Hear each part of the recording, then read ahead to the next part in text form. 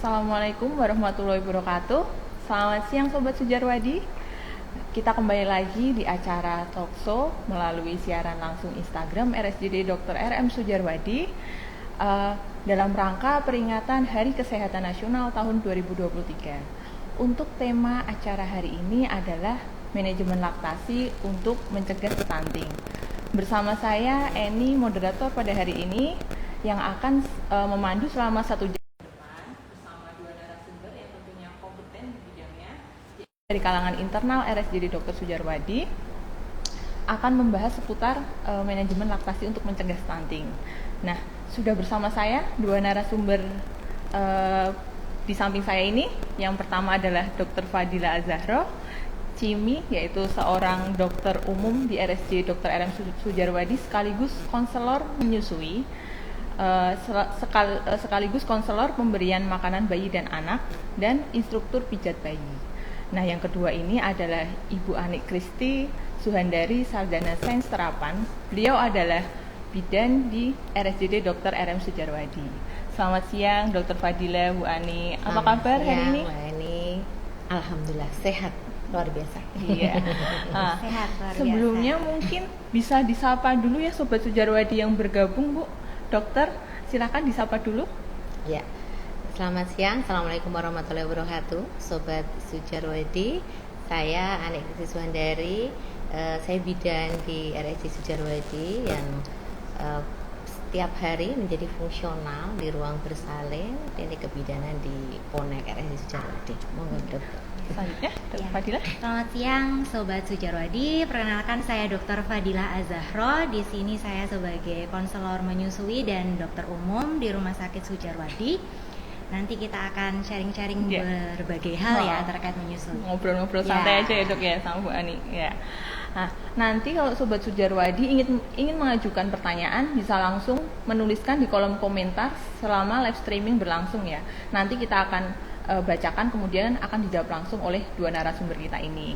Nah, untuk sebagai gambaran aja nih ya Dok ya, Bu Ani, masalah stunting ini kan di Indonesia kan lagi panas-panasnya, lagi jadi bahan perbincangan seperti itu.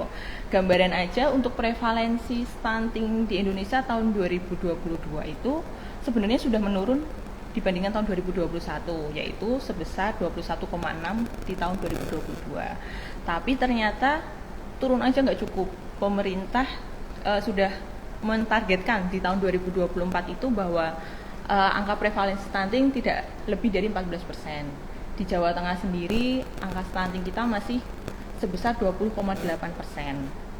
Nah, sebenarnya definisi stunting itu sendiri apa sih Dok? Atau mungkin Bu Ani juga nanti bisa menjelaskan, karena di luar sana ibu-ibu itu hanya biasanya identik menyebutkan stunting itu pasti pendek kayak gitu. Nah, mungkin definisi lengkapnya dan ciri tandanya, penyebabnya itu biar lebih jelas. Gimana sih Dok? Oh ya, siap. Di sini kita bisa mengetahui definisi stunting itu dari WHO ya. Jadi ketika pada tahun 2005 memang WHO itu menyebutkan bahwa stunting itu hanya pendek. Tetapi pada tahun 2020 kemudian diperinci lagi bahwa stunting itu, kalau kita bisa lihat di buku KIA ya, Sobat Sujarwadi, di sini kita bisa lihat grafik ini ya. Ini kan memang bisa kita lihat di sini ada grafik kuning ya, Bapak Ibu. Tapi yang kita fokuskan adalah grafik yang di bawah. Kalau dia tingginya itu di bawah, jadi kalau di definisi WHO itu -2 di Z-score-nya, berarti dia termasuk pendek. Ya, termasuk pendek, makanya dia bisa definisi stunting. Tapi yang perlu kita ketahui bahwa ketika anak itu pendek, belum tentu stunting ya. Jadi nanti Sobat Sujarwadi bisa periksa ke dokter, baik itu dokter umum atau dokter spesialis anak, untuk memastikan bahwa itu stunting atau bukan. Tetapi stunting itu pasti pendek. Nah, kenapa kok kita harus waspada terhadap stunting ini sendiri? Karena ketika seorang anak itu sudah stunting, maka berbagai penyakit untuk saat ini ataupun kemudian hari lebih banyak bisa terjadi di anak itu. Jadi sebagusnya sebelum stunting itu terjadi kita usahakan. Nah, salah satunya mungkin kita akan berbicara ya lebih ke arah laktasi itu sendiri untuk mencegah stunting. Oke, gitu.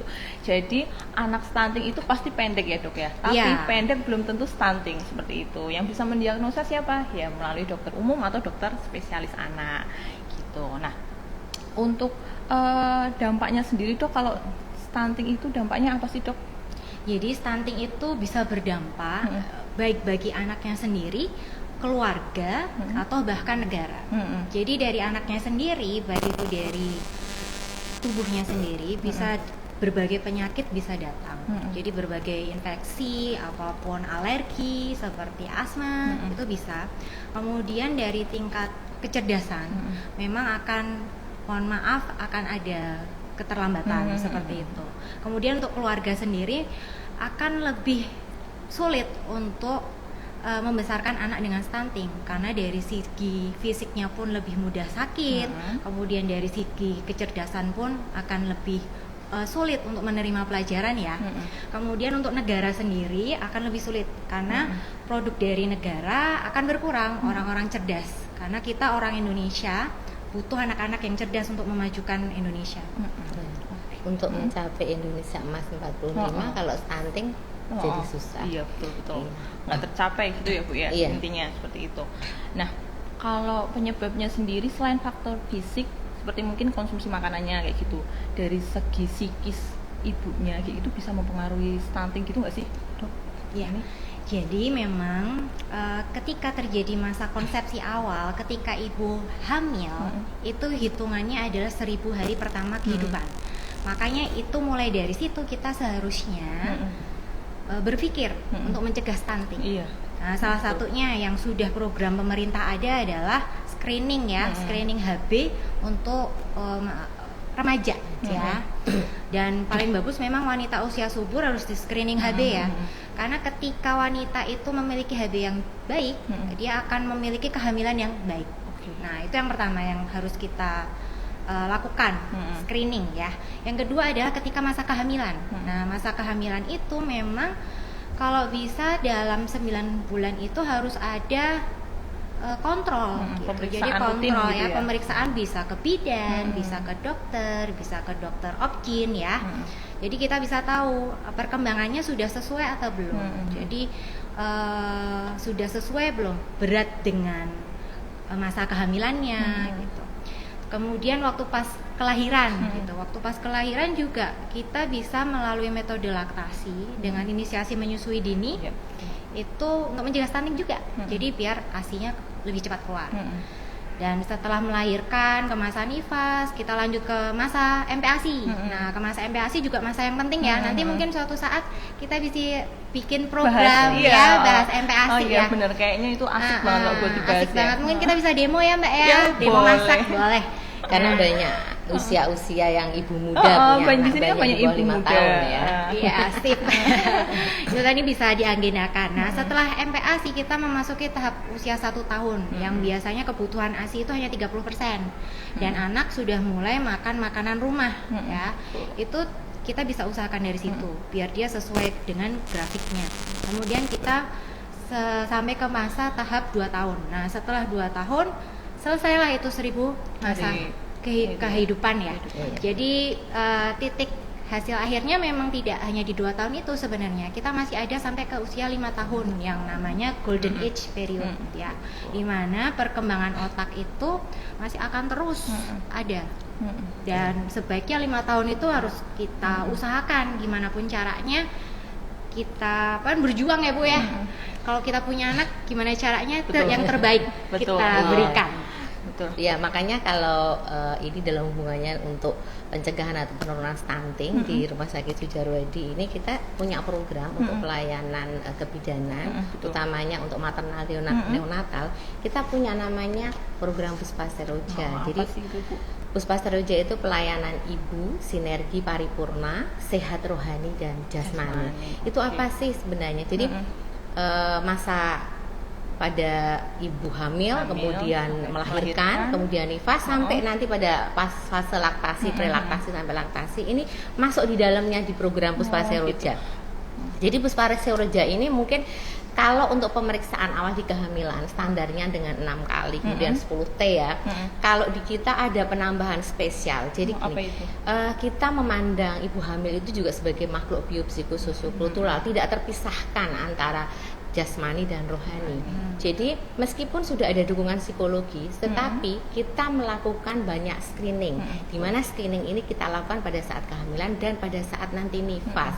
Jadi kita menggunakan standar untuk apakah ibu nanti cemas. Kita punya instrumen tersendiri. Jadi instrumen yang kita sudah buat di sini ya, menggunakan SRP yang 29, kemudian dengan menggunakan Edinbox. Nah, yang lebih penting adalah pada saat ini terscreening bahwa ini mengalami kecemasan atau mengalami hal-hal yang sifatnya memang ini mengganggu psikologis.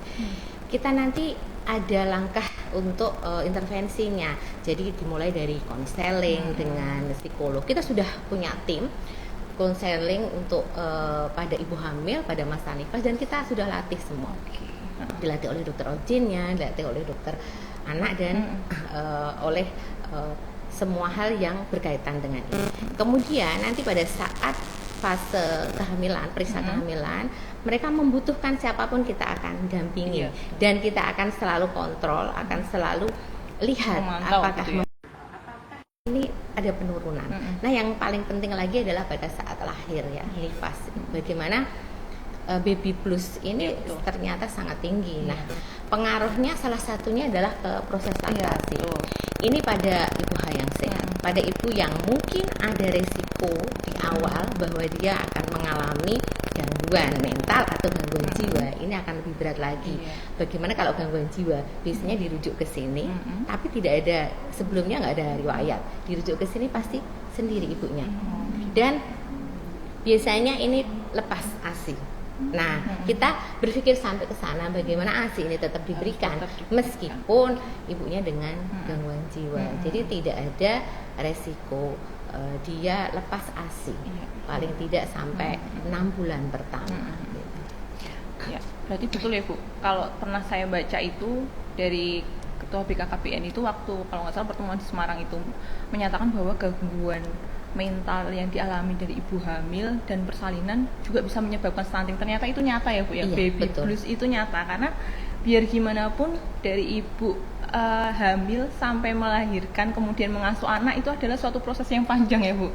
Dan itu kalau tidak didukung dari suami, keluarga, pelayanan kesehatan yang ada, ibu tidak mendapatkan informasi-informasi mungkin mengenai laktasi, ASI eksklusif kayak gitu untuk mengasuh bayi, itu juga akan menimbulkan suatu kecemasan sampai overthinking gitu ya Bu. Betul. Ya? Jadi kita di sini di Puspasoreja itu membuat sebuah support system yang lengkap.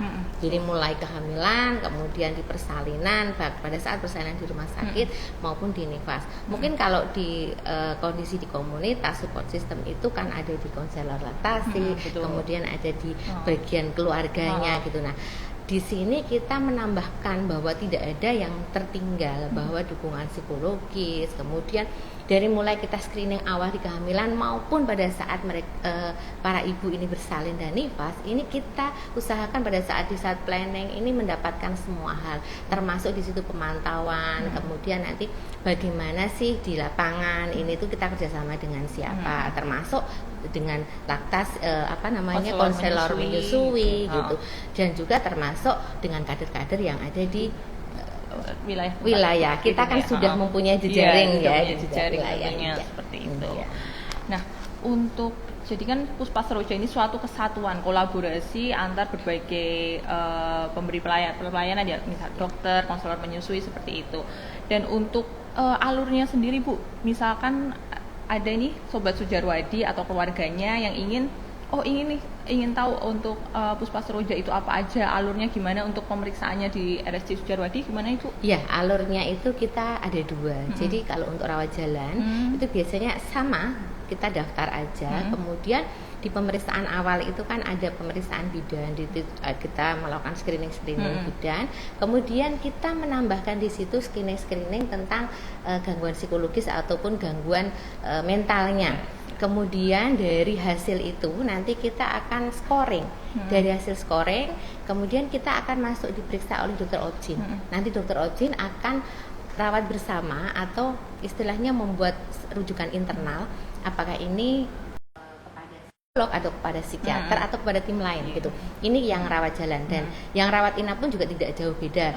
Karena rawat inap nanti kalau dia masa nifas akan divisit oleh psikolog maupun psikiater gitu. Jadi ini menjadi tampilan kita memberikan yang terbaik kepada pasien dan keluarga. Konsep license consultation di psikiatri bawah Rumah Sakit Jiwa Sudjarwadi ini tidak hanya dari sisi mentalnya saja, tetapi dari fisiknya, mentalnya semua kita pegang dan kita perhatikan.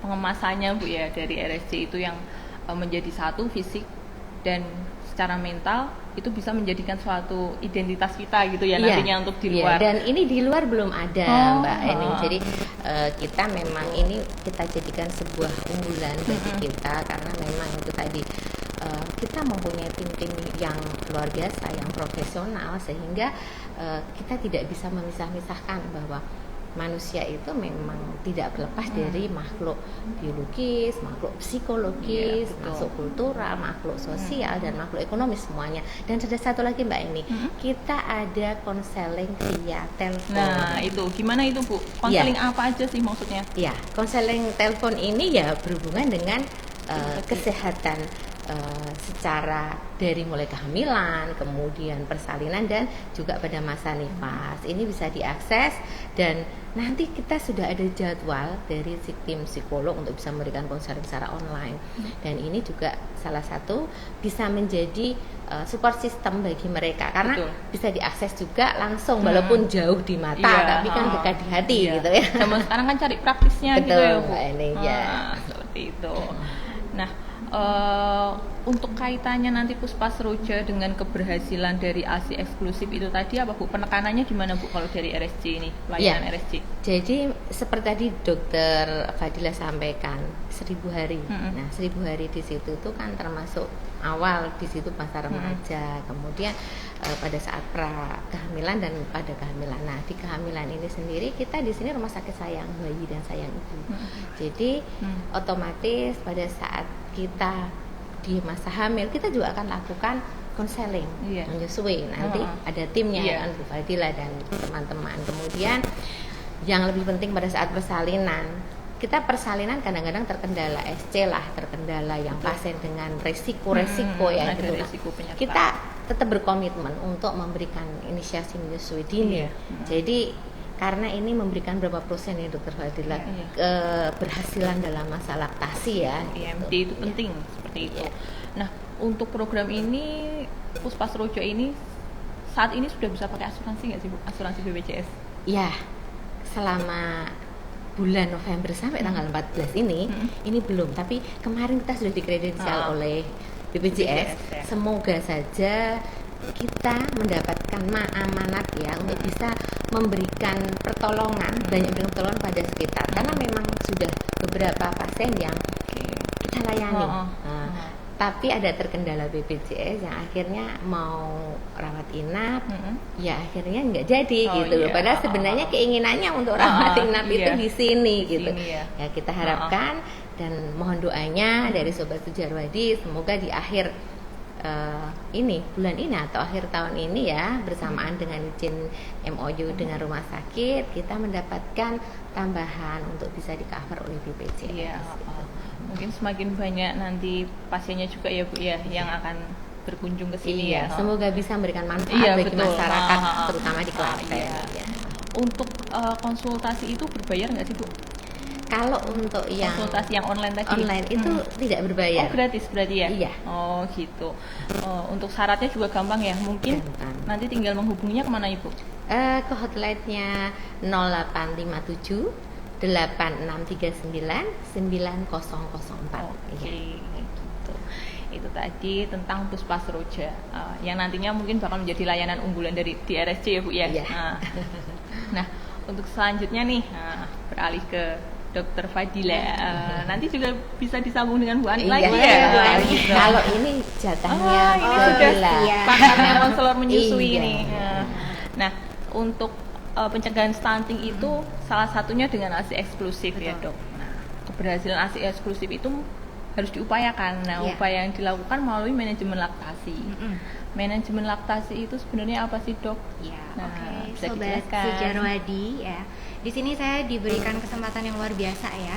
Karena rumah sakit ini punya komitmen yang bagus ya Bu, untuk bisa jadi rumah sakit sayang ibu dan anak, ya sayang ibu dan bayi. Itu luar biasa banget.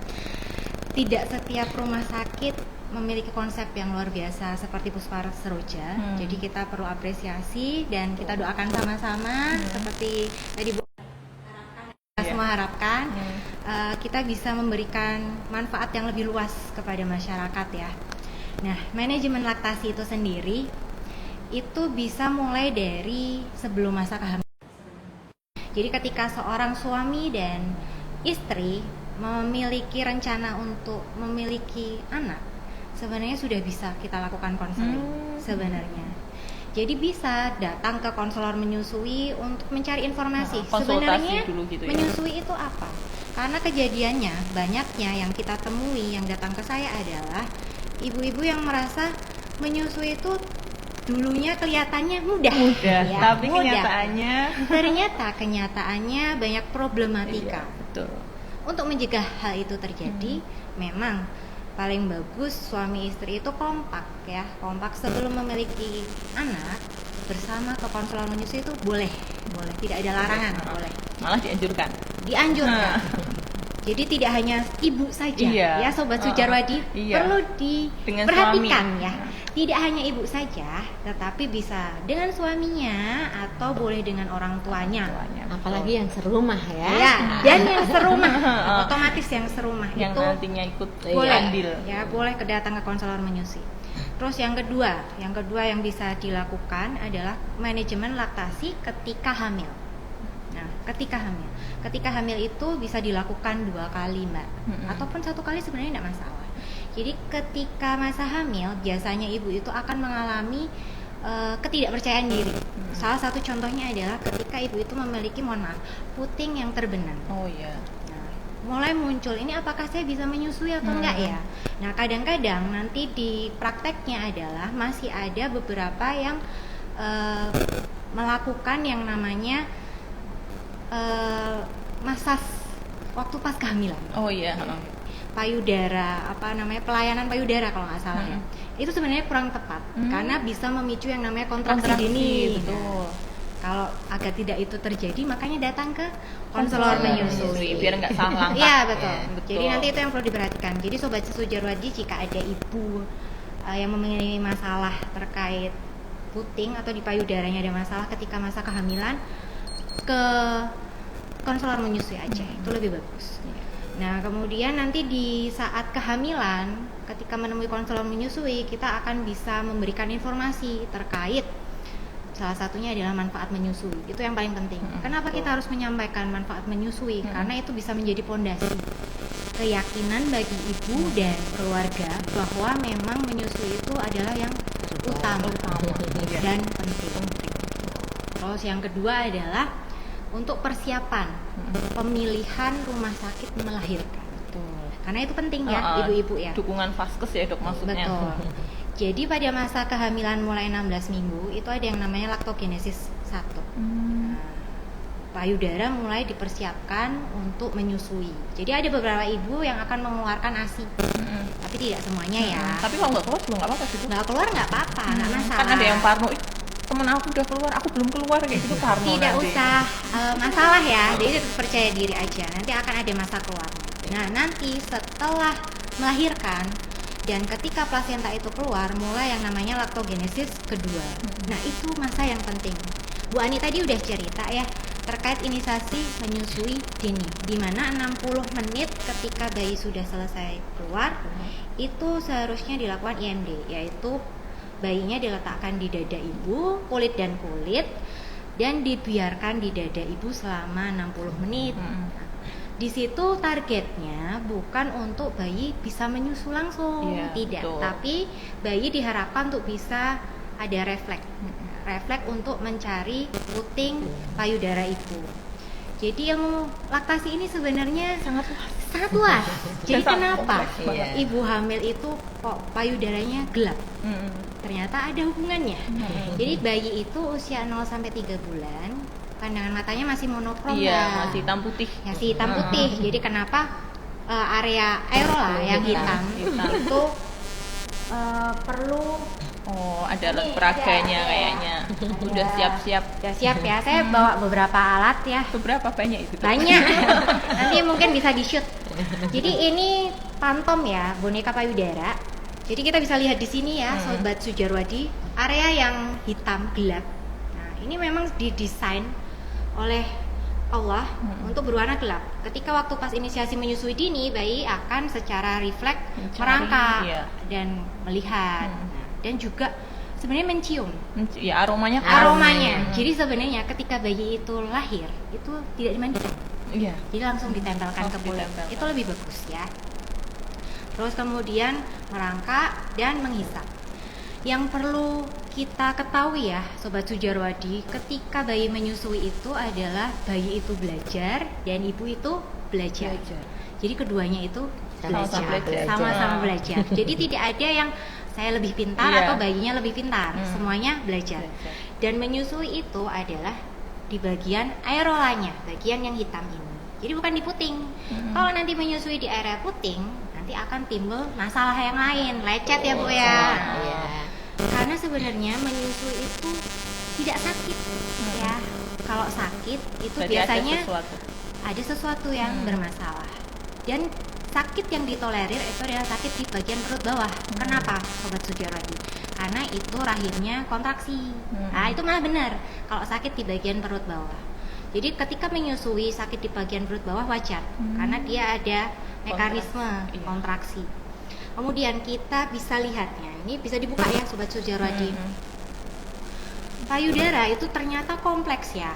Jadi mohon maaf, payudara itu kan ada yang bilang kalau payudaranya besar air susunya lebih banyak. Iya, kalau kecil sedikit. Itu mitos ya, Sobat Sujarwadi. Jadi ternyata payudara itu memiliki lobus-lobus. Lobus-lobus itu seperti kantong ya, kantong. Dan memang penelitiannya lewat radiologi dan mamografi itu wanita itu memiliki 15 sampai 20 lobus gitu. Kecuali memang ada beberapa wanita spesial yang dia lobusnya sedikit. Nah, nanti ada special needs gitu untuk menyelesaikan masalah itu. Nah, lobus-lobus ini dia akan terangsang untuk mengeluarkan ASI jika pelekatannya pada mulut bayi tepat di sini. Tapi kalau tidak tepat, tidak akan keluar. Jadi Sobat Sujarwadi, kalau ada masalah boleh datang ke konselor menyusui ya. Karena menyusui itu keberhasilannya direct breastfeeding, menyusui langsung itu dari posisi perlekatan bayi dan posisi menggendong bayi. Posisi dari ibu. Saya ambil bayinya ya. Boleh. Dipraktekin Ya. Diambil dulu anak pertama, Dok. Sudah dipahami. Pertama ya. Anak pertama dan anak kedua. Anak kedua dan nanti ada anak ketiga. Jadi ini ketika melahirkan kadang ada bayi yang sangat kecil. Ya Sobat Sujarwadi. Jadi dia perlu perawatan NICU ya Bu ya. Itu memang. Jadi bayinya sekecil ini bahkan ya. Itu tidak akan mungkin kita bisa menyusui langsung ya. Sobat Sujarwadi bisa bayangkan. Nggak akan mungkin, nggak akan muat. Jadi nanti akan ada spesial ya Bu ya. Jadi kita bisa melakukan yang namanya suplementasi ASI melalui yang namanya pakai ini. Nanti Sobat Sujarwadi kalau melahirkan di sini, insya Allah kami ada tim yang siap ya, walaupun bayinya kecil ya. Jadi kita bisa contohkan. Ini nanti saya buka ya, nggak apa-apa, biar kelihatan. Contoh. Jadi ini namanya kita suplementasi ASI. Ibu yang melahirkan dengan bayi yang kecil itu masih bisa menyusui ya. Jadi jangan khawatir ya. Jangan khawatir. Kalau ke Sujarwadi insya Allah bisa tetap mendapatkan suplementasi ASI. Karena ASI kan tetap haknya dari seorang anak. Iya, betul. Jadi ini salah satunya bayi kecil tetap kita bisa suplementasi. Jadi nanti dimasukkan yang namanya kayak selang NGT ya, NGT kecil. Ini dimasukkan ke dalam mulutnya bayi gitu. Nah, nanti dari perawatnya Sujarwadi ya, insya Allah ya Bu ya, Iya. akan memberikan suplementasi sesuai dosis yang dianjurkan oleh dokter gitu. Nanti ini bisa disambungkan ke squid bisa, terus bisa ke gelas juga bisa sih, karena kan konsepnya dari bisa Iya. atas ke Ini bawah. diisi ASI gitu ya. Nah, ini diisi ASI Bapak Ibu ya. Ini bisa. Jadi untuk bayi kecil insya Allah bisa ya. Itu yang pertama. Kemudian untuk bayi yang sudah besar itu juga ada beberapa yang butuh suplementasi ASI. Jadi misal contohnya ini, bayinya ini kekurangan berat badan ya, misal. Nah, ini posisinya ini ASI ya. Nah, ini nanti ada yang namanya suplementasi. Mohon maaf ya Ibu ya. Nah, ini selangnya kita taruh di dekat payudara. Putingnya. Putingnya. Terus dimasukkan bayinya ke arah putingnya. Kemudian ini ditaruh di sini. Nah, di sini. Jadi ketika bayinya menyusu, dia juga akan mendapat suplementasi dari ASI. Sambil Jadi melantik. sambil melantik jadi ada dua isapannya. manfaatnya. Yang pertama, bayinya tetap belajar menyusu langsung, Tapi dia juga dapat dia juga tetap dapat asupan. Di sini ada dua manfaat. Ibu produksinya lebih banyak, bayi juga tercukupi. Gitu.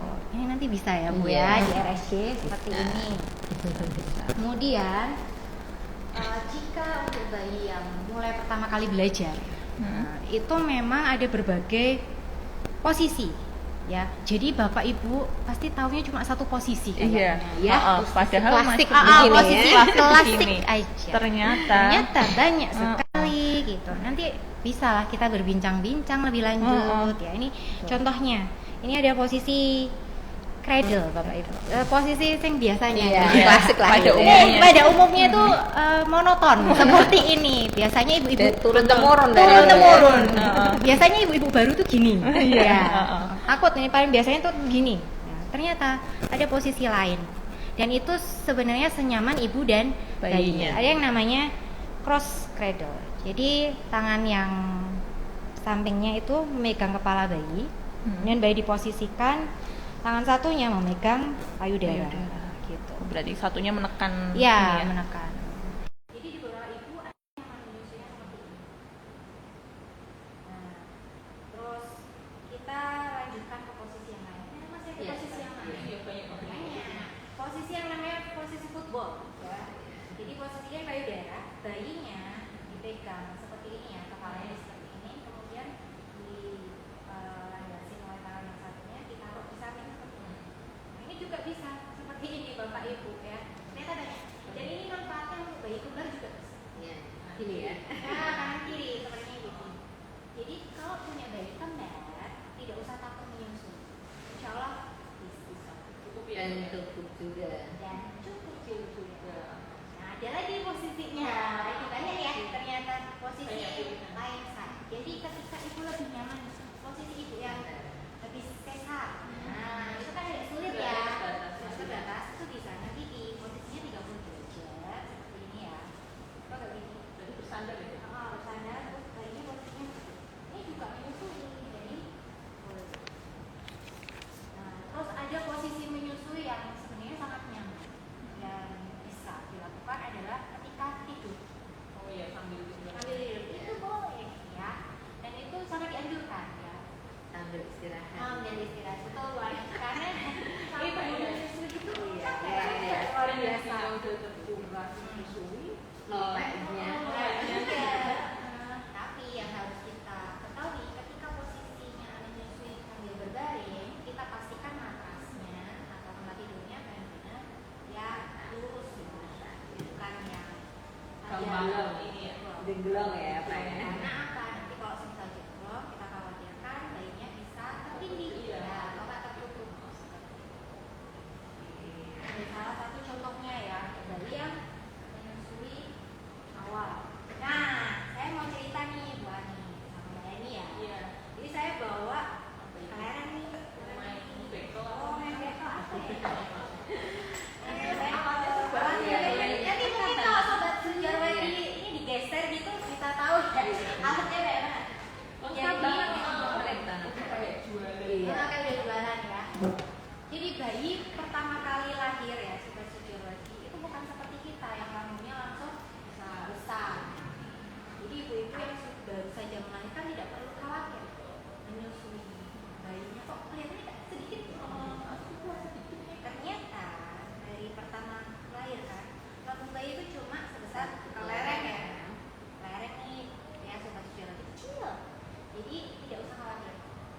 Jadi cuma meskipun dapat kolesterol setitik gitu ya, itu nggak masalah ya. Tidak masalah ya. Samping cuma basahin botol Iya. gitu nggak masalah. Nggak masalah.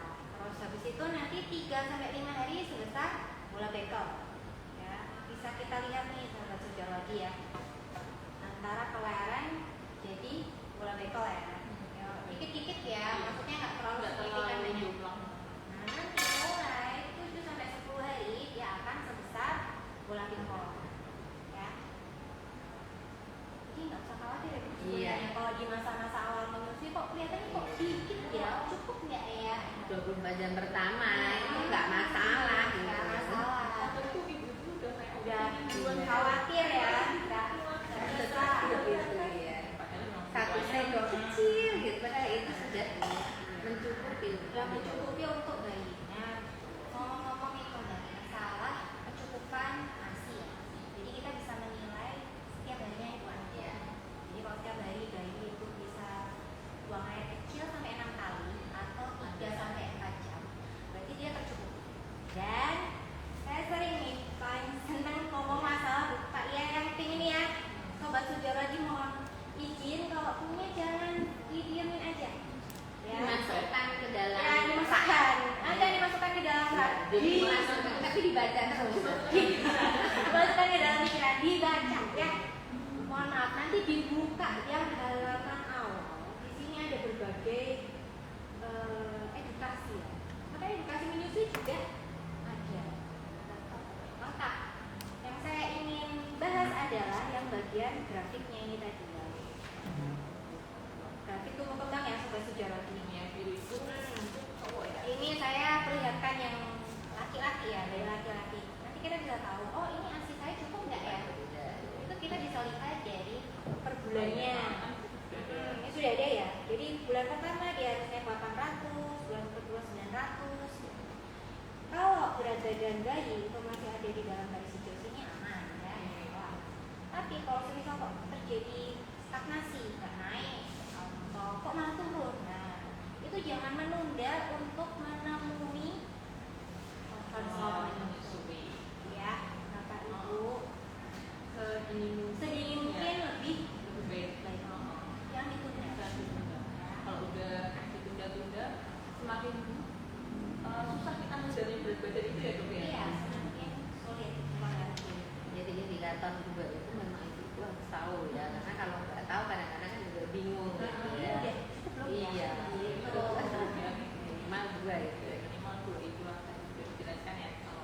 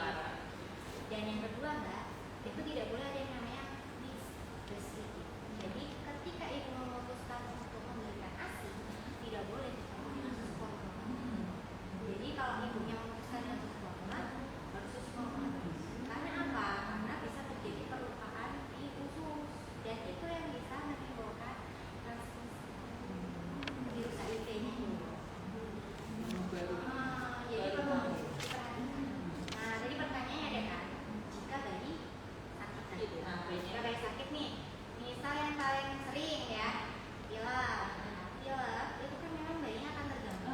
Jadi posisinya ibunya akan tersumbat. Sebenarnya ketika bayi sakit, otomatis biasanya kan bayinya sakit keluar ibunya ya. Itu sering. Dan kadang itu kasusnya datang adalah biar saya aja dok yang minum obat dengan harapan transmisi nyawa ke ASI ya. Nggak bisa, padahal nggak bisa. Jadi ternyata kalau ibunya lagi batuk-batuk, ibunya berobat dan tetap menyusui. Jadi ASI itu adalah komponen hidup yang dia memiliki antibodi yang bisa ditransmisikan ke bayi, sehingga bayi itu punya kekebalan terhadap virus yang dihasilkan oleh ibunya. Jadi walaupun bayinya sakit, dia akan lebih minimal gejalanya. Nah, makanya ketika bayinya pilek tetap harus dikasih ASI, ya, karena itu cairan yang bagus. Kemudian ketika bayinya sakit pilek, posisinya menyusui, itu bisa tadi dicoba yang lying back, yang posisinya bersandar gini. Jadi dia nggak kepekan ya, pasti nggak nutup hidungnya, jadi masih bisa bernafas seperti itu. Kalau yang opnam dok kan bayinya opnam nih Ya. gitu kan, otomatis ibunya ikut nungguin. Nah ada yang mungkin opnamnya di NICU di ruang perina. Nah ini Ibunya gimana iya gitu ya? pemberiannya mungkin bisa dicontohkan dok. Siap. Gitu ya. Jadi untuk bayi kasus-kasus terpisah dari ibunya ya, karena mungkin sakit di NICU atau PICU, jadi ibunya harus pumping, harus pumping sendiri. Sebenarnya yang paling mudah tidak harus pakai alat adalah Tangan. ya, tangan. Jadi bapak ibu ya sobat Sujarwadi, memerah tangan itu sebenarnya paling mudah, paling higienis sebenarnya, dan paling murah karena tidak perlu membeli apapun ya. Tidak perlu membeli alat, mungkin harus ngecas juga ya. Dan Kalau yang portable. nggak harus listrik ya. Yang pertama adalah cuci tangan terlebih dahulu. Jadi ibunya mencuci tangan terlebih dahulu, kemudian memastikan suasananya nyaman. Nah, ngomong-ngomong suasana nyaman, ternyata ASI itu luar biasa ya, karena waktu pada masa kehamilan itu terjadi peningkatan hormon progesteron dan estrogen. Ketika terjadi kelahiran, hormon prolaktin mulai muncul. Nah, hormon prolaktin itu dia akan diinduksi ketika bayinya menyusui. Nah, dan dia mengirimkan sinyal ke hipofisis otak untuk mengeluarkan ASI. Tapi ada satu lagi hormon yang penting, namanya hormon cinta apa Bu? Iya, oksitosin.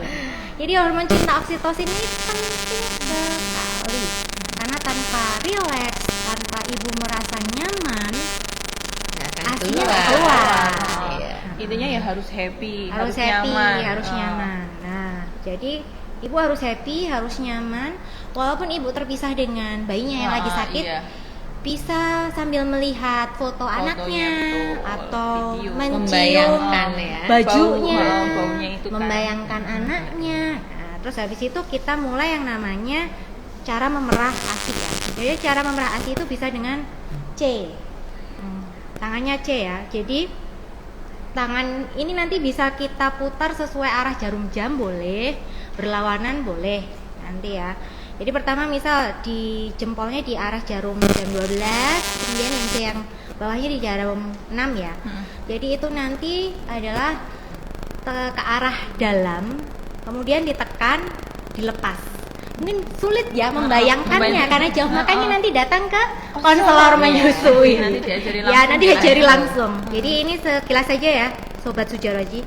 Jadi didorong ke dalam, ditekan, dilepas. Didorong ke dalam, dilepas. Diulang terus. Ya, diulang terus sampai dia keluar. Nah, bagi ibu-ibu yang pertama kali mengetahui teknik ini biasanya agak meleset. Mereka mikirnya itu diurut ke depan. Depan. Nah, ini bisa menimbulkan lecet dan ASI-nya malah nggak keluar. Keluar. Nah, sebenarnya didorong ke arah dada, ditekan, dilepas. Didorong ke arah dada, ditekan, dilepas sampai dia keluar. Nah, nanti bisa diputar ke arah sini, nanti bisa diputar ke arah sini. Di bagian yang Iya. semua bagian ya Semua berarti. bagian. Gudang susunya. Semua bagian Lonjarnya susunya. itu kan banyak. Nah, kadang-kadang muncul gerenjelan ya, gerenjolan. Nanti ada tekniknya sendiri dengan pijatnya. Pijatnya itu dengan kalau bisa pakai minyak, tapi minyaknya itu sebenarnya bisa diminum ya Bu ya. Jadi bisa vegetable oil. Minyak goreng boleh sebenarnya. Boleh. Nah, jadi nggak harus minyak yang VCO. berbau VCO juga boleh, tapi minyak bimoli maaf ya merek boleh ya. Jadi nanti diurut ke arah ketiak untuk menghilangkan gerenjelan itu dan dikombinasikan dengan kompres hangat ya. Jadi untuk melunakkan. Dan ada satu lagi, ini pasti ibu-ibu suka. Ada yang namanya pijat oksitosin. Nanti mungkin bisa di searching ya, nggak mungkin praktek sini soalnya. Jadi pijat oksitosin nanti bisa ya bapak yang punya sambil ibu dipijat, menyusui, nyaman sekali. Itu nanti dipijat dengan jempol Bagian di di punggung ya sampai dari ke atas bawah. sampai bawah. Ini biasanya langsung keluar Iya. ya, karena emang Langsung nyaman ngecor biasanya. Nah, tadi menyambung kalau bayinya sakit ya Bu. Iya. Tadi sesudah diperah ya, sudah diperah, nanti bisa dikasihkan gelas yang sudah baik ya, sudah dicuci, sudah kering, sudah tidak harus steril. disteril ya, tidak harus Intinya disteril, yang penting sudah kering. bersih dan Terus nanti ketika diperah udah ditaruh sini gitu ya, taruh sini. Nah, nanti susuannya ini ketika mungkin dinicu ya, kita bisa menyimpan dengan berbagai media asid. Ya, saya bawa juga ini Oh, banyak. iya. Nanti kita bisa kenalan sama media asidnya ya. Oke, ini Jadi Banyak media sekali. asid itu banyak ya Bapak Ibu. ada apa aja nih Dok? Apa aja? Perintilannya, Perintilannya banyak ya. botol-botol. Botol itu banyak. Botol kaca juga. Jadi sebenarnya yang paling direkomendasikan itu Dari adalah kaca. botol kaca ya Bapak Ibu. Saya bukan promosi produk Produk. ya. Jadi saya cuma mengenalkan berbagai media yang bisa kita berikan. Ini botol kaca. Itu kenapa kok pilihannya botol kaca? Kenapa Bu Ani? Ya Karena mencucinya lebih mudah, Betul. kemudian membersihkannya juga lebih mudah dan ke Tahannya? depannya itu lebih tahan lama gitu, Betul. tidak berubah kena suhu. yang dan pasti segala- ibu-ibu suka bisa turun temurun ya Bu. Iya betul, anak pertama kedua Iya. ketiga gitu ya. Nggak bakal Dan berubah. yang paling bagus ketika dia nanti dihangatkan, dia tidak akan menimbulkan partikel racun dari seperti plastik gitu. Ya ini bisa berbagai seperti ini ya, botol kaca botol contohnya. Kemudian botol plastik itu berbagai macam, Bapak Ibu ya. Ini ada yang Botol plastik warnanya berbagai pink, macam. putih. Nah, yang saya harus sampaikan Bahannya. adalah bahannya mohon izin perlu dilihat di belakang botol bawah ya, Iya. Bapak Ibu. Ada tulisannya itu apa Dok? Yang Ini namanya direkomendasikan? PP. Mhm. PP. Jadi ada tulisannya PP, insya Allah aman. Kalau bisa pilih yang tulisannya PP angka 4 atau 5. Karena Lebih tinggi dia kadarnya ya. lebih aman dan tidak mentransmisikan partikel plastiknya itu. Oke. Jadi selanjutnya ini ada teknologi zaman Iya. sekarang ya. Gampang banget. Kantong ASI dengan berbagai macam Yang lucu-lucu. Tapi merek. kurang ini ya, Heeh. ramah lingkungan. Ya kalau betul. ini. Ini ramah nggak lingkungan. enaknya nggak ramah lingkungan nih. Ya, ada ya. plus Jadi minusnya sendiri. Iya. ada plus minusnya sendiri. Jadi berbagai kecanggihan zaman sekarang ya. teknologi. Kantong plastik ini juga bisa dipakai ya, Bapak Ibu. Nah, nanti untuk media penyimpanan ASI. Nah, yang harus kita ketahui adalah kita juga bisa nggak buang-buang media kok, Bu. Iya. Jadi ASI perah itu jika dalam 24 jam pertama itu bisa kita gabungkan. Bisa ya. Jadi misal nih nanti ibunya merah jam 8. Dapat separuh nih. Dapat 50 nih ya. Nanti kita taruh dulu, kita masukkan ke kulkas nih. Ini 50 ya, botol pertama ya Sobat Sujarwadi. Terus kita perah lagi jam 10 mungkin 10, ya, ya. dapat 50. Ini kan dapat. Terus habis itu dua-duanya kan kita taruhin di kulkas. Nah, terus kita perah yang ketiga ya. Sobat Sujarwadi. Nah, waktu pas perah ketiga kita dapat separuh ya. Nah, kita bisa menggabungkan perahan yang kedua ke satu. Jadi 100 mili. Jadi lebih hemat tempat. Oke. Gitu. Asalkan suhunya sama. Iya. Jadi prinsipnya adalah tidak boleh melakukan perubahan suhu yang terlalu drastis Ekstrim. atau ekstrim. Contohnya kasusnya Jadi ketika kita sudah pumping, sudah mengeluarkan ASI, itu kan suhu ruangan ya. Di suhu ruangan itu bisa bertahan 4 bahkan mungkin 6 jam kalau di suhu AC bisa. Ya kayak panas nggak mungkin ya Bu, ini hawanya panas ya. Kemudian kita taruh di kulkas yang bawah ya. Ini dengan setting kulkas 2 pintu ya Sobat Sujawadi. Untuk kulkas yang bawah itu bisa tahan hingga 5 hari. 5 hari. Lumayan ya. Hampir seminggu. Hampir seminggu. Terus untuk kulkas yang nanti Freezer. kalau semisal nih 5 hari kok nggak diminum bayinya, kita naikin aja hari ketiga freezer gitu, gitu. ke atas ke freezer. Nah ke freezer itu kita bisa tahan 3 sampai 4 bulan gitu. Ya. Tapi kalau semisal punya freezer yang kayak deep freezer, yang khusus, yang gede khusus, besar itu kayak ya. yang dipunyanya es ya, itu bisa 6 sampai 1 tahun. Asal ya yang harus diperhatikan ada kompresornya ya, Sobat Sujawadi. Jadi harus tetap dicek. Karena jika ASI itu tiba-tiba nih mati lampu, terus habis itu waduh gimana nih ASI-nya, ya memang harus diselamatkan. Karena kalau dia nanti mencair lebih dari sepertiga itu ya harus diikhlaskan ya, karena lebih dari sepertiga ya. Lebih dari sepertiga harus diikhlaskan. Nah ini tadi kan cara menyimpan bertahap ya. Sekarang cara untuk mengeluarkan secara bertahap. Nah, kita misal dari kulkas yang atas nih, yang tadi 3-4 bulan freezer, kita keluarkan dulu di kulkas yang bawah. Chiller gitu ya. Chiller ya. Tidak langsung ke suhu ruangan ya. Kalau melakukan perubahan yang drastis suhunya. Biar apa nih Bu Ani? Biar dia tidak rusak nutrisinya ya. Nutrisinya nggak rusak. Biar nutrisinya nggak rusak. Tepat sekali. Nah setelah dikeluarkan di chiller itu bisa bertahan 24 jam ke depan. Gitu. Nah, nanti bisa disajikan ke bayi. Kan ada memang beberapa bayi yang suka hangat ya. Itu sebenarnya nggak masalah. Nanti setelah dikeluarkan dari chiller, kita taruh di wadah, terus kita rendam. Gitu. Tapi ada juga loh, Bu Ani, yang suka dingin. Tapi ya nggak apa-apa ya. Itu boleh, nggak apa-apa. Itu aman. Seneng yang dingin. Seneng yang dingin-dingin. Dan ada beberapa bayi itu saya temui ketika tumbuh gigi suka malah nyicip es ASI.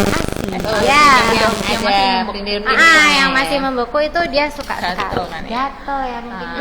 Ini Dok, ternyata sudah ada pertanyaan nih dari Sobat Sujarwadi. Tips dan trik mengasihi agar bayi mendapat manfaat ASI yang maksimal selama masa ASI eksklusif. Apa nih Dok tipsnya? Jadi tipsnya adalah kita harus memperhatikan yang pertama dari ibunya sendiri. Ibunya bekerja atau tidak. Ya, nanti kalau settingannya ibu tidak bekerja akan berbeda dengan yang bekerja.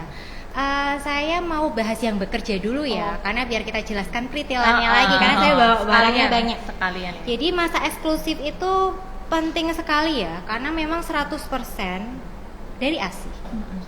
Jadi untuk ibu yang bekerja sebaiknya memang kan cuti kita kan 3 bulan aja ya Bu, bahkan ada yang 2 bulan.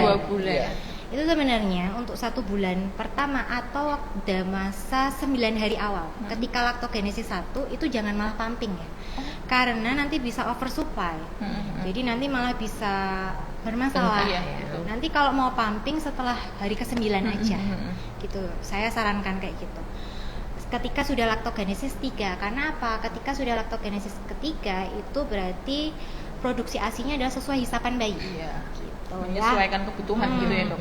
Nah untuk ibu yang bekerja, persiapkanlah paling tidak 1 bulan sebelum akan bekerja dengan cara memamping. Nah nanti ini ada yang bisa kita ikuti bersama ibu. Kalau kita bersama bayi itu yang harus diutamakan adalah direct breastfeeding. Jadi pokoknya kalau kita bersama bayi adalah kita susui secara langsung bayi kita ya. Jadi jangan sampai nih di rumah kok malah minum ASI, malah minum ASI perah ya. Itu nanti akan menimbulkan yang namanya bondingnya. Jadi ikatan antara ibu dan bayi akan berkurang. Nah yang pertama, misal kita susuin bayinya yang di sebelah kanan ya. Nah, ini ada produk, tapi saya bukan menawarkan produk ya, Sobat Sujarwadi. Ini adalah salah satu yang namanya silikon pumping. Jadi ini ketika diletakkan di payudara, dia akan menimbulkan tekanan negatif. Jadi seperti ketika bayi nyusu, Nah ini nanti gitu ya. ditempel Nyokot ya bahasa Jawanya gitu ya. Nyokot kok kayak agak Nah ngeri. Iya. gini Menghisap. ya, nanti dia akan vakum. Nah ketika menyusui yang di sebelah kanan, tempelkan saja di payudara yang sebelah kiri. Dikarenakan apa nih Bu? Nanti ketika kita menyusui itu ada yang namanya LDR. LDR bukan Iya. ini ya, long distance relationship ya, bukan ya. Ini salah jalur. Salah jalur. Ini kita lagi manajemen laktasi nih Bu. Jadi LDR itu namanya lead down reflex. Jadi ketika ada masa ASI itu keluar lebih deras. Jadi bayi itu tuh menyusui ritmiknya gini. Dihisap keluar. Dihisap keluar. Berbeda dengan botol dot. Dot, iya. Kalau botol dot keluar aja. Diam aja. Diam aja Diam kayak aja, keluar. Diam aja nggak keluar. Ini salah satu contoh ya. Jadi nanti bisa kita simpan ASI yang keluar dari sini untuk persediaan ASIP Stok. akan bekerja. Nah ini salah satu contohnya. Terus yang kedua adalah kita juga bisa mamping.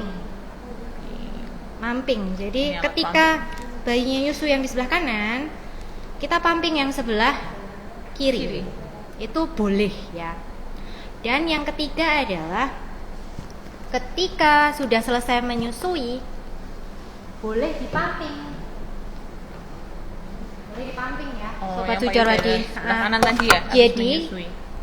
bayi itu tidak akan mengosongkan 100% Iya. payudara. Jadi pasti ada sisanya nih. Betul. Jadi untuk persiapan selanjutnya boleh dipumping. Kalau bisa pumping dual pump, jadi dua-duanya itu sebenarnya lebih efektif ya Iya, dan betul. lebih efisien gitu. Tapi kalau semisal cuma bisa satu, ya nggak masalah. Nanti bergantian. Dan sarannya adalah setiap sesi pumping itu nggak usah lama-lama ya Bu Ani Iya. ya. Karena apa? Nanti kalau lama-lama bisa lecet. Terus malahan dia LDR-nya akan keluar karena jadi nggak nyaman. Jadi mending pumpingnya sebentar aja, 10 sampai maksimal 15 menit. Terus nanti kita rapatkan frekuensinya. Jadi seperti 2 atau 3 jam sekali. Gitu. Itu akan lebih banyak memproduksi ASI ya. Sebentar tapi sering. Iya. Sebentar, tapi bagus. Tapi bagus. Ini tadi untuk ibu yang bekerja ya. Itu ada Bu namanya apa ya? Ini namanya apa nih? Apron ya. Penutup. Penutup. Jadi ketika ibu memiliki pekerjaan yang tidak ada pojok ASI, Iya betul. tidak masalah. Jadi masih bisa. Iya. Apalagi ibu-ibu yang bekerjanya di komputer. Nah, itu malah lebih nyaman. Iya. Jadi pakai aja apron seperti ini ya, Betul. Sobat Sujarwadi. Sambil kerja bisa sambil pumping. Sambil Bisa. ngetik Sambil ngetik ya. bisa seperti ini ya. Gitu. Nanti datang aja ke konselor ya. Pokoknya lebih Biar- lanjutnya ke konselor Biar laktasi. tahu ya caranya gimana. Nah, terus ngomong-ngomong nih, Ndak sama Bu Ani.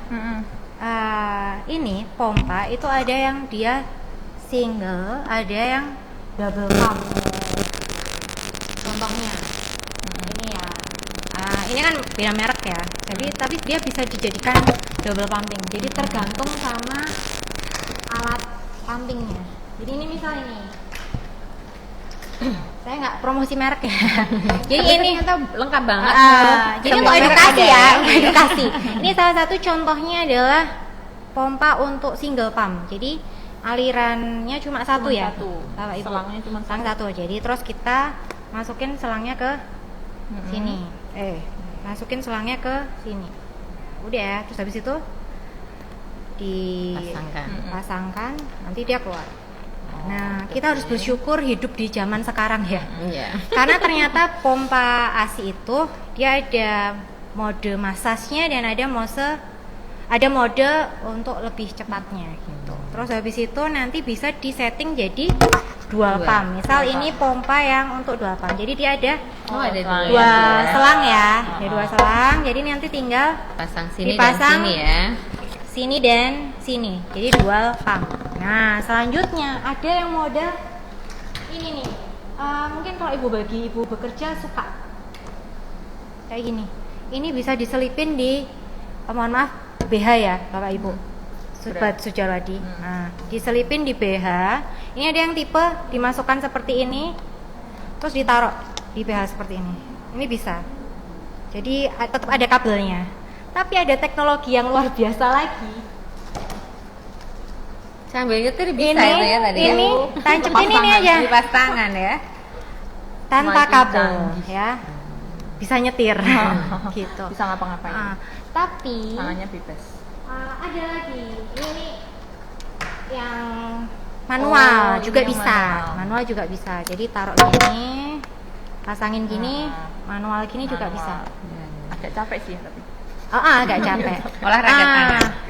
Dari ke semua alat yang saya jelaskan ya, Mhm. Sobat Sujawati, itu bukan masalah mahal Betul. ya, tapi masalah kenyamanan. Kenyamanan cocok nggak cocok. Betul. Murah tapi cocok ya. Ada beberapa kasus memang ada ibu yang tidak nyaman dengan suara Iya, pompa iya. ASI, bising. bising. Hmm. Jadi dia lebih nyaman dengan marmet, perah perah payudara sendiri gitu. Ada yang malahan bisa keluar pakai tadi yang katanya agak gak nyaman ya, Mm-mm. pakai manual pump gitu.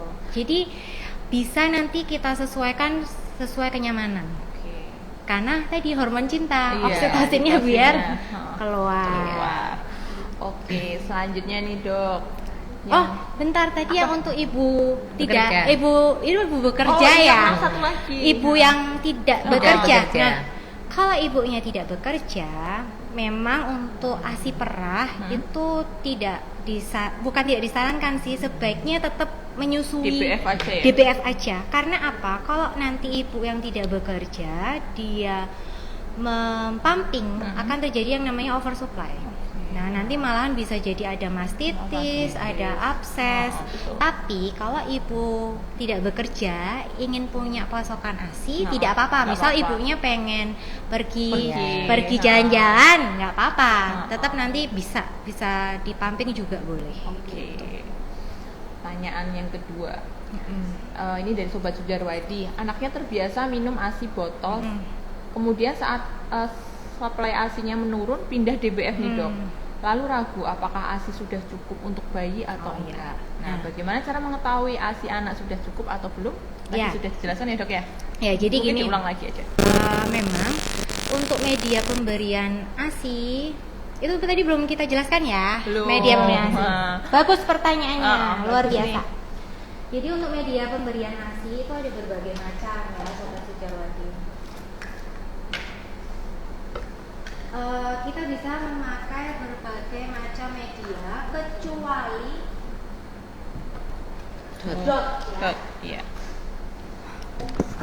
Ini ya. Macam-macam nih. Berbagai macam ya. Oh. Jadi kenapa dot ataupun empeng Tidak itu direkomendasikan. tidak direkomendasikan untuk diberikan kepada bayi? Bayi. Karena memang penelitiannya adalah ketika bayi menyusu melalui dot, otot yang digunakan tidak sebanyak yang digunakan ketika menyusui Menyusui secara langsung. langsung. Bisa. Kemudian ketika bayi menyusui dengan dot, dia hanya menyusui secara pendek saja. Jadi tidak semua air rolanya akan masuk ke dalam mulut. Jadi kadang cuma putingnya aja. Jadi itu yang nanti akan menimbulkan masalah lain seperti Iya, lecet. Kayak gitu ya. Kalau bisa memang kita hindari penggunaan dot. Dan memang ketika bayinya itu tidak menyusui secara efektif ya Bu Ani ya, nanti dia akan mengurangi permintaan Iya. produksi. Jadi kok nanti kerasanya kok ASINya Makin menurun lama, ya. makin lama ASINnya makin lama makin tidak menurun. produksi. Nah, ini pentingnya kita memberikan edukasi kepada selain ibu. Karena pemberian ASI ini jangan sampai diberikan oleh ibunya. Jadi kita kenalkan kepada bayi bahwa kalau ketemu ibu adalah DBF. menyusui langsung. Biar bisa DBF membedakan aja. ya dok ya. Kadang ini sering terjadi memang untuk misalnya persalinan di rumah sakit atau di fasilitas yang tidak sayang ibu saja. Iya. Kalau Klaten Kurang support memang ya. udah dapat dunia, tapi kalau di luar itu ada beberapa. Jadi dia sudah mengenal dulu dengan mungkin dot, mungkin juga dengan sendok ya. Kemudian pada saat pulang gitu. Nah, ini kan menjadi masalah yang baru. Makanya kita di Rumah Sakit Sujarwadi memang punya komitmen bahwa kita nanti apapun yang terjadi KMD kemudian ASI. Meskipun nanti kalaupun belum ini kita dengan cara sharing gitu ya. Iya, heeh. Nah, Tetap itu ada mungkin solusinya ya, Iya, Dok, ya. jadi mungkin yang itu tadi Dok yang ditanyakan tadi salah satunya itu tadi yang mungkin pulang itu sudah dot gitu. Nanti bisa diedukasikan kepada Pemberi- pengasuh ya, pengasuh, yang pemberi pemberi ASI, ASINya bahwa ada media yang dianjurkan nomor 1 ini ya. Dianjurkan nomor 1 ini ada yang namanya gelas ya. Ini sebenarnya kayak gelas Loki ya, tapi bisa ini kita minumkan bayi. Oh ya, iya benar. Gelas air zam-zam ya. Oh lebih bagus. Gelas air zam-zam ya. Dan ini kalau dijual di pasaran, dia ini namanya cup feeder. Iya, kita bisa lihat ya perbedaannya, Sobat Sujarwadi. Di sini ada Kayak ada mulutnya. mulutnya ya. Mulutnya. Untuk memberikan media asip seperti ini, bayi itu kita posisikan agak 30 derajat ya. Kemudian kita beri ASI, lalu kita tempelkan ke mulutnya. Nah, ini mohon maaf bukan dituang digojok ya, bukan. Tapi kita dekatkan di mulut, betul kata Bu Ani, biar bayinya mengecap sendiri. Jadi sebenarnya bayi itu pinter ya. Iya, sebenarnya pinter. Nah, dengan media ini ya, ataupun seperti ini, walaupun nggak ada ujungnya, bayi tidak akan bingung puting ya Bu ya. Iya. Jadi dia akan tetap masih menyusui dengan bagus. Nah, media berikutnya yang sebenarnya nggak terlalu dianjurkan sih, tapi ya lebih mending daripada pakai dot, ya. sendok ya. Sendok, boleh sendok bayi-bayi itu. Ini kita kasihkan itu bisa, tapi bukan dituang ya. Iya. Sobat Sujarwadi. Jadi biarkan di dekat mulut bayi, bayinya mengecap. Dia yang maju sendiri. Nah, dia yang maju sendiri. Kekurangannya kalau pakai sendok itu kan gitu Dok. Jadi kadang-kadang yang nyusu ngasih itu nggak sabar kan. Nah, terus itu. akhirnya dituang. Nah, ini Nah. yang akhirnya tidak melatih bayi ya. Gitu. Jadi memang pengasuh harus sabar juga Iya, ya Bu. betul. Iya, harus sabar. Dan kayaknya harus datang ke konselor menyusui juga. Harus dibawa bareng. Selain Bawa bareng, suaminya, iya. yang nanti mengasuhnya Semuanya yang satu semuanya. rumah ya. Terus ada media berikutnya juga yang mungkin bisa dicoba, pipet ya Bapak Ibu. Nah, pipet ini bisa yang pipet kecil seperti ini atau pipet yang seperti ini juga bisa. Nah, cara pemberiannya adalah di sudutnya bibir ya Bapak Ibu. Samping berarti. Jangan di tengahnya karena nanti dia bisa tersedak. Jadi misal kita ambil sedikit terus di sampingnya. Bukan diteteskan. Jadi bayi nanti pintar, dia bisa nyedot sendiri. bisa nyedot Jadi biasanya. bayi itu pintar sebenarnya ya. Jadi seperti ini juga seperti ini. Tapi sebenarnya paling praktis ini. Iya, enak. Paling enak ini. Iya. Paling enak tuh Cuman ini. mungkin kalau di luar sana ketakutannya mungkin kalau belum terbiasa nih takut takut grogi atau apa. takut Sedap, grogi iya. ya. Jadi nanti bisa diefektifkan kayak gitu. Nah, ini ya terakhir untuk bayi yang lebih besar. Saya tuh bawa bayi banyak ya Bu ya. Bayi nomor 1, nomor 2, bayi nomor 3 3 sudah dikeluarkan ya Bapak Ibu. Iya. Iya, ini bayi nomor 1. Ini kan bayi biasanya lahir kan sekecil Segini, ini. ya. Ini kalau bayi udah besar, sekitar dia mau usia 6 bulan, itu nanti menyusuinya akan berbeda. Jadi tetap percaya diri aja ya Bapak, Ibu terutama. Jadi dia akan lebih distract ya. Jadi semisal kita menyusui, terus tiba-tiba ada suara, dia noleh. Itu enggak apa-apa, itu wajar karena memang masa pertumbuhan dan perkembangannya seperti itu. Jadi tetap kan lanjutkan aja menyusui. Tapi kalau semisal nanti dia lebih banyak ke distract-nya, lebih banyak noleh-nolehnya, kita coba ke ruangan yang lebih tenang. Terus tidak terlalu berisik gitu. Suasananya nyaman gitu. Terus nanti kadang kalau sudah besar ya Bu ya. Nanti gitu. kadang tuh jempalitan kemana-mana. Iya, udah modelnya udah nggak karuan. Apalagi nanti keluar gigi. Cokot mencokot. Nah, itu pentingnya ilmu yang namanya sounding. Ya, jadi bayi itu tetap disonding untuk afirmasi yang positif. Menyusui yang benar ya Nak, misal kayak gitu. Nanti dia pintar, tiba-tiba nyusuin jadi enak ya. Iya. Kayak gitu sih. Insya Allah peritilanya udah keluar semua Sudah ya. ya, Dok, ya? Sudah keluar. Udah keluar semua. Oke. Udah keluar semua. Oke. Nggak kerasa nih Iya. Bu Ani, sudah sejam loh kita bincang-bincang. Tapi sebenarnya masih banyak yang dibahas ya. Mungkin lain kali ya. Lain kali dalam bentuk yang Bersambung lain. part kedua. Part Iya. kedua atau dalam bentuk webinar mungkin. Iya. Oh, bisa Oke. boleh. Nah, nggak kerasa 1 jam udah berbincang-bincang dengan 2 narasumber yang luar biasa ini. Mungkin sebelum acara berakhir dari Bu Ani dan Dr. Fadila bisa memberikan closing statement, penekanan untuk Sobat Sujarwadi yang sedang mengasihi atau mau mengasihi. Silahkan.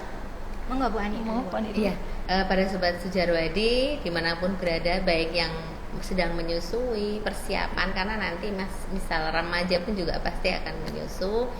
Jangan pernah kita ragu-ragu ya, utamanya karena memang tadi stunting itu benar-benar menjadi masalah yang besar nasional maka kami Sujarwadi melalui Puspa Seroja ini ikut berperan, salah satunya menurunkan angka stunting, menurunkan angka depresi atau baby blues pada ibu pasca melahirkan atau nifas, sehingga kami akan berusaha menjadi sahabat dari Bapak Ibu, dan insya Allah kami ingin menjadi institusi yang dapat membantu Bapak Ibu sekalian.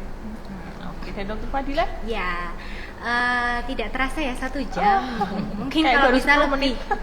Nanti mungkin kita bisa sambung ke yang lain ya. Mungkin dengan tema mungkin MPASI. Iya. Karena memang ilmu ini tuh nggak bakal habisnya. Iya, nggak ada habisnya dan Harus sangat terus luas. belajar. Nah, untuk sementara bagi Sobat Sujarwadi yang ingin konsultasi langsung kepada saya, nanti bisa daftar dulu ke nomor yang tertera. Nanti bisa di hari Selasa atau Kamis. Jadi daftar dulu ya. Sekitar jam 10 sampai jam 11 seperti itu. Nanti kita bisa berbincang secara langsung dan semoga bisa membantu. Kemudian closing statement dari saya bagi ibu-ibu dan keluarga di sana, bahwa dukungan menyusui itu tidak hanya dari ibu saja. Betul. Jadi dari suami, dari orang tua, keluarga, bahkan sampai yang paskes juga. di rumah ya. Dan rumah sakit ini sendiri sangat luar biasa dalam mendukung menyusui. Jadi bagi ibu-ibu maupun keluarganya yang memiliki problema atau mungkin sebelum ada problema itu ya, bisa menanyakan langsung ke konselor menyusui seperti itu.